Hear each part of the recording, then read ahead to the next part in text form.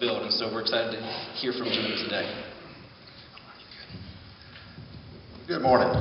So that I don't repeat anything that Jeremy already said, I'll just go ahead and start with my part of it. As I've talked to people, and even most recently at the Liberty gas station up here Friday, I ran into a guy who I know from work. I've sold him a vehicle, and I'd sent him an email trying to get something out of Walmart, which he told me some ways to do that.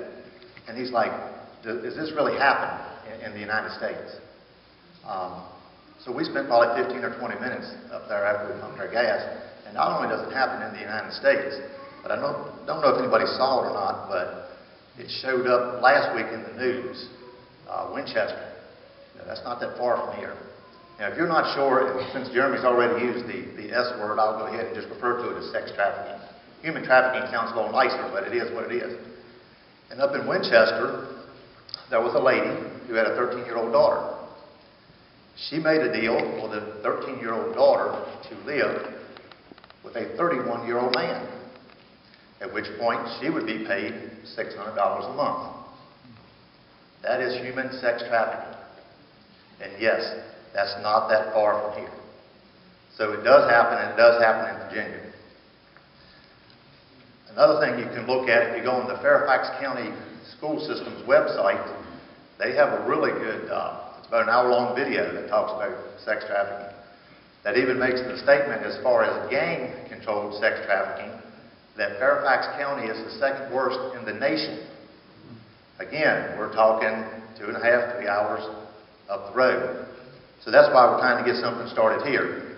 Now, the last time I was here, and I know Pastor Don will probably remember this, when I finished up, I said, let's see what God will do with this. And he's done a lot, and that's what this update is for.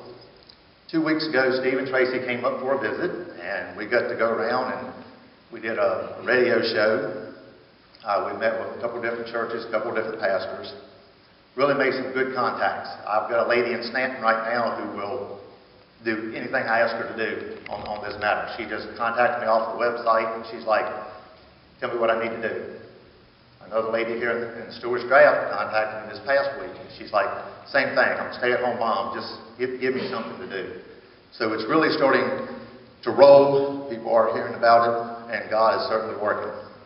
Some of you may have seen the TV3 interview, and NBC 29 is actually working on a piece now, and they'll let me know when they're going to air that. They're actually building the story.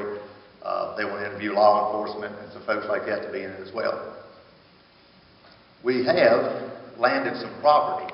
Now, I need to explain this because a lot of people think since we found this piece of property in Carroll County that we're no longer looking to do something here. But we are.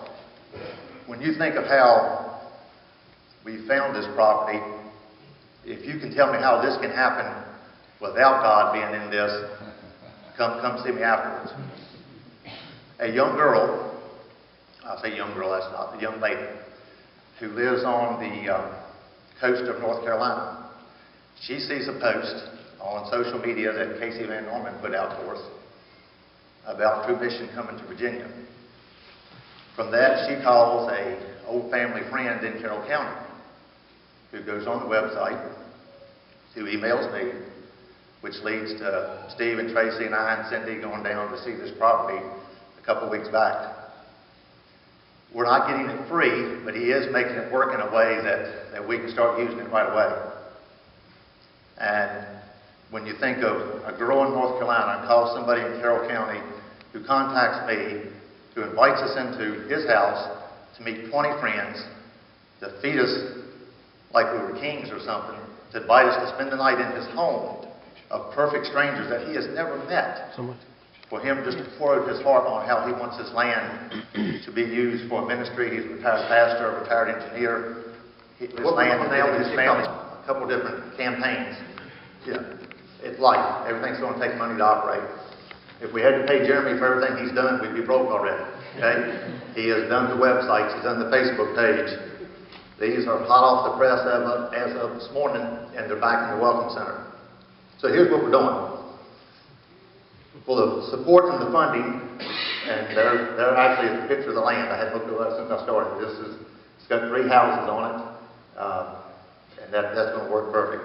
So we have what's called TrueMission Partners.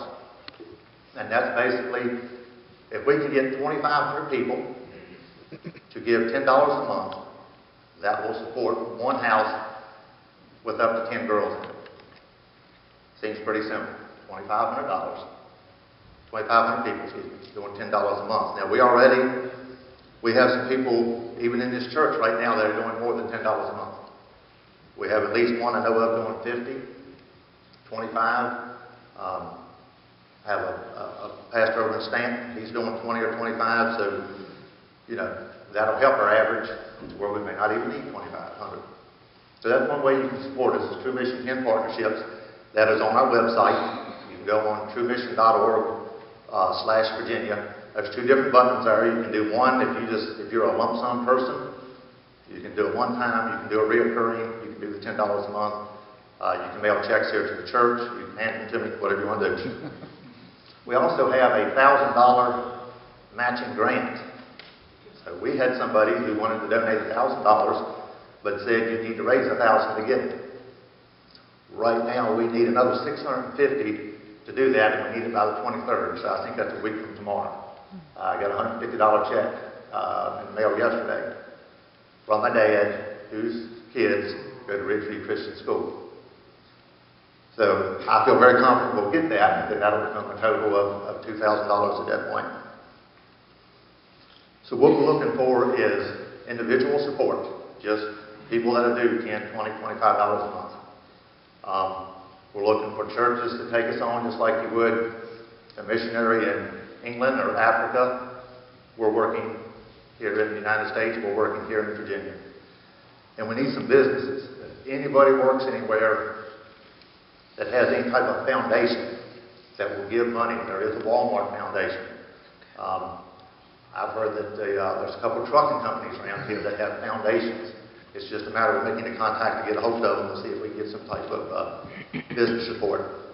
The need here right now is we still need the land. I have some labor lined up. I think we can build the house probably almost labor-free, but we do still need some land. 8, 10, 12 acres of land would be good. The farm that we showed earlier has 81 acres. Wow. So we have plenty of room there to just, it can grow. We've got plenty of space. So pray for our land. Pray for our support. Pray that again. I just feel like God's going to give us some land. I've just felt that from the very beginning. And I know there's one church who's linked at me and said, we're working on something. Pray for the Virginia laws. We understand that things don't work in Virginia the way they work in Texas. So I know Steve has been working on that a lot this week. And pray for me in my time. Chris Jones is not here this morning, but he can explain to you the hours it takes to work in the car business.